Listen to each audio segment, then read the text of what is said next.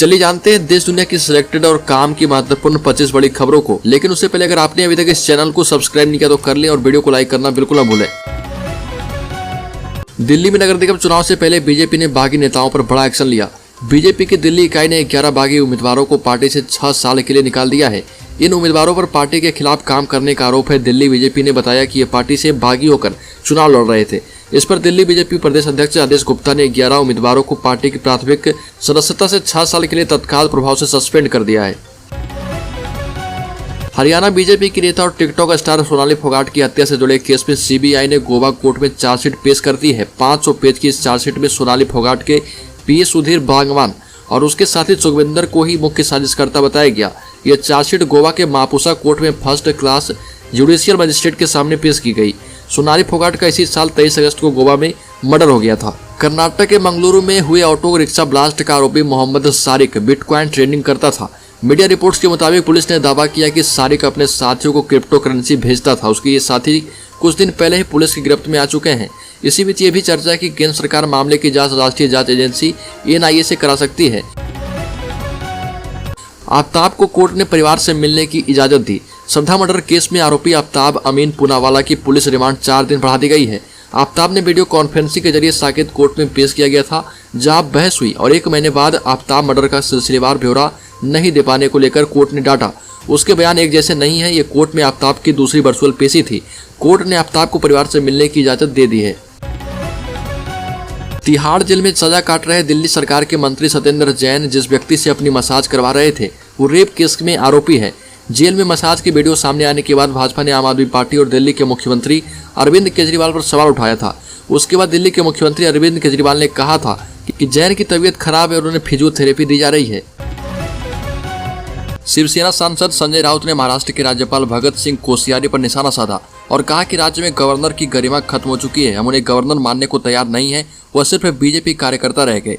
Governor को निष्पक्ष होना चाहिए और अपनी बातों में गरिमा दिखानी चाहिए। लेकिन हमारे गवर्नर छत्रपति शिवाजी महाराज, महात्मा फुले और सावित्रीबाई फुले पर बयान देते हैं।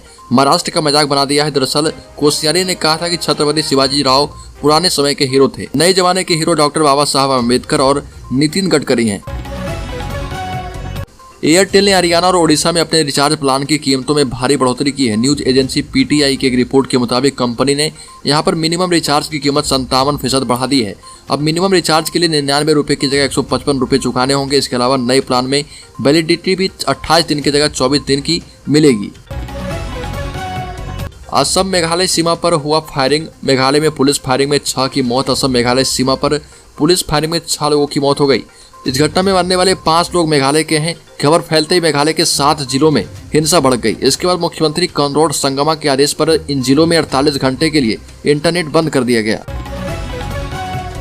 सरकार के आदेश मिलते ही पीओके पर कार्रवाई के लिए सेना तैयार। उत्तरी कमान के प्रमुख लेफ्टिनेंट जनरल उपेंद्र द्विवेदी ने पाकिस्तान नियंत्रित कश्मीर पर बड़ा बयान दिया और कहा कि धारा 370 के हटने के बाद से जम्मू कश्मीर में काफी बदलाव है। लेफ्टिनेंट जनरल उपेंद्र द्विवेदी ने कहा कि आतंकवादी कभी भी अपने मंसूबे में कामयाब नहीं होंगे।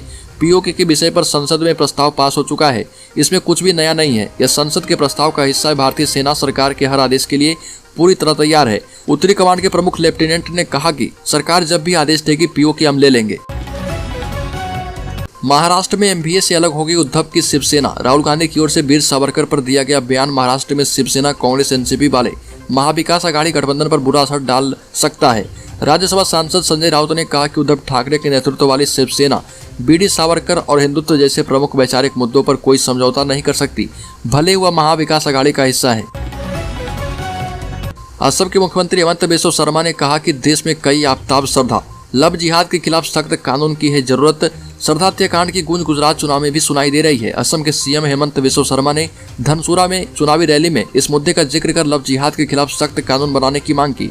सीएम शर्मा ने कहा कि आफ्ताब ने श्रद्धा को मार डाला और उसके शरीर के 35 टुकड़े कर दिए। जब पुलिस ने पूछा कि वह केवल हिंदू लड़कियों को क्यों लाया तो उसने कहा कि उसने ऐसा इसलिए किया क्योंकि वो भावुक होती है। असम के सीएम ने कहा कि देश में और भी आफ्ताब श्रद्धा हैं। देश को लव जिहाद के खिलाफ सख्त कानून की जरूरत है।